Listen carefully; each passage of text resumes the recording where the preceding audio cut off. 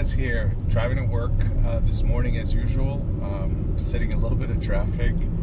It's not so bad this morning, actually. Like to start my mornings on the right foot, sort of say. I like to focus and meditate on something good and positive and worthwhile. So I've been reading Psalm 145, and when I'm driving, I like to think out loud and meditate. And since I have you here along for the ride with me, we might as well do this together. And as I talk out loud and think through some of the things that I'm reading in the Psalm. It's a little bit of stop and go traffic, so for the moment I'm stopped. I wanted to read these verses for you. I am reading verses 17 and 18 from Psalm 145, and in Hebrew it says, Tzadik Adonai b'chol darachav, v'chasid b'chol ma'asav, karov Adonai lekol korav, lekol asher yikauhu be'emet. And the English says, the Lord is righteous in all his ways, and kind in all his deeds. The Lord is near to all who call upon him, to all who call upon him in truth. Now, hopefully, as you listen to these words, you can hear the beautiful parallelism of the Psalms. Psalms are poetry. And a lot of times in Hebrew, it's not so much the rhythm or the rhyme, it's the structure that tells you that this is poetry. And so here, in these verses, the structure is so obvious, and there's a little bit of a rhythm, actually. So this is one of those unique psalms where you can hear the repetition and the rhythm actually falls in line. So, Tzadik Adonai b'chol darachav, v'chasid b'chol ma'asav. You hear how that repeats, that righteous is the Lord in all his ways. Tzaddik means righteous. It's the word that's used commonly in the Bible of all sorts of people. But the basic idea, it's a person who has a right standing with God. But here, that word is describing God himself. Righteous is the Lord in all his ways. It's kind of easy because we think of righteousness kind of as an absence of sin, I think sometimes, at least in English. And that's completely off. That's wrong. Righteousness is not holiness. Righteousness is being right, is being fair.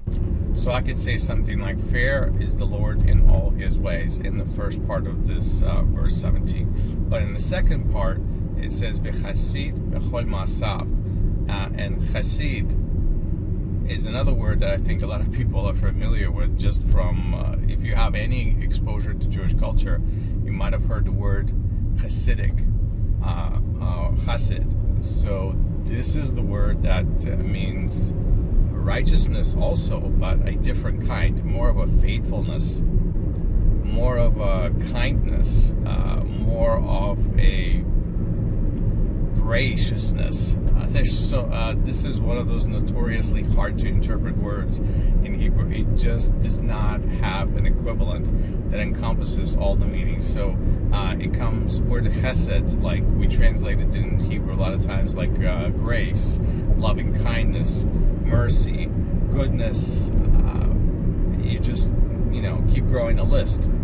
It really is based on context. So here, when it says that the Lord is righteous, that the Lord is equitable, that the Lord is fair in all his ways, meaning in everything that he does. So derech means path, derachav, his ways, his paths, everything that he does, essentially.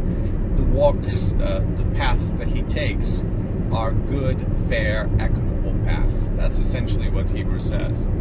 Then the second part of the verse, 17 here, it says, v'chasid b'chol ma'asav, and he is kind or faithful.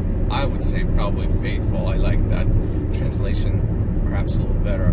In everything that he does. Again, aseh means to do, ma'asav, in all his doings. So he is righteous or fair in all his walks, and he is kind or faithful in all his deeds. And that's a lot already. These are awesome descriptions of God. I mean, if you ever wanted to know the character of God, this psalm amidst this beautiful praise really extols some of the virtues of God that I think all of us are looking for. We want for God to be fair. We want for God to be kind and faithful. And that's exactly what we get in this psalm. Verse 18 says, Karov Adonai lechol korav, lechol asher yikauhu be'emet. The Lord is near to all who call upon his name, to all who call upon him in truth. So this is where the English totally misses it, because the beautiful parallelism right here is very easily to notice in Hebrew, but English in this sense totally obscures it. So look at this with me for a second. Karov Adonai lekol korav. Close is the Lord to those who draw close to him. English says the Lord is near to all who call upon him. To call upon him doesn't quite do it. It's the same exact verb. Karov Adonai lechol korav. Close is the Lord to all who draw close to him. Do you see how much more beautiful that is in Hebrew than it is in English? It's a play of words. He's playing with the same exact word here. The author is just trying to capture us with the word karov, means close. So if you are drawing close to God, he will be close to you. I mean, that's what the verse is saying. And the second part says, to all who call upon him in truth, in English. So, lechol asher yikauhu be'emet. Now here you do have the word call. Kara means to call, to cry out, to express, or say, this cry towards the Lord. And so here it says to all who cry out, or to call out to him, be'emet, in truth. Or in this case, emet can mean in faith and faithfulness, and in proper true disposition of their heart. So if you are being honest and you're just being sincere, essentially, and you call out to God, then God answers. These are beautiful promises. As I just read them, I'm completely astounded by simple and how profound this truth is. That Lord draws close to those who draw close to him. If you seek closeness with God, and who doesn't, he draws close to you. So when I read these words in Hebrew, Karov Adonai lechol korav, I cannot help but be driven to the very core meaning of this root. Hebrew is a root language. Everything is built on these small parts of words we call roots. And Chof Resh Bet is a root that is used in Leviticus all the time. Yes, Leviticus. And guess what Leviticus talks about? Sacrifices. And guess what the word for sacrifice is? Korban. Korban is a word for offering or sacrifice, specifically, that is brought before the Lord on his altar. And it is closely tied to this word, to get near. That's what it means. In the ancient times, when the temple was standing and people were coming before God and bringing offerings, that is exactly how they came near to the Lord. To come near to the Lord means to come into his temple, to come into his house, and that means to bring a gift, a korban, an offering, a sacrifice. And that means to set whatever wrong that might have existed between you and God, whatever transgressions you might have committed, is to set them straight. So this is absolutely beautiful, because you can't see this in English, but the word korban, sacrifice, literally means to draw close, to draw near. It's something by the means of which you draw near to God. So when the psalmist says that the Lord draws near to all who draw near to him, I think he is completely enveloped in this context. And I know that that's the context that's not common to most of us today, because most of us do not have the temple. That is not the way we worship, and it's something that's really far from our minds. But if this is an ancient psalm, and it really comes to us from the days of David, this is how they related to God.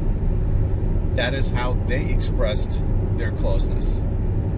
So I'm thinking about coming close to God, and what does that mean for us today?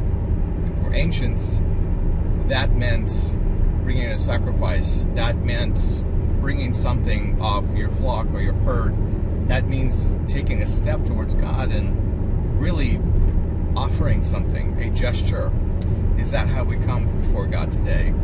Or do we come a lot of times empty-handed? So I'm going to think and pray this week, particularly of how I can draw close to God, not by just saying, Lord, come near me, but by actually bringing something to Him, something of value, something of substance, something of meaning to me, and showing to God through my action that I want to draw near to Him. So this is the inspiration that I get from this psalm this morning. Maybe this is not the way it speaks to you. Maybe you haven't thought about these verses in this way, but that is what I am reminded of as I'm reading this text this morning and meditating with you. Almost getting to work right now, so I gotta wrap it up. Thanks for being with me. I appreciate you coming along for the ride. If you enjoy these videos, please hit subscribe, like, share it with a friend, and drop me a comment every once in a while. I'd love to hear what you think.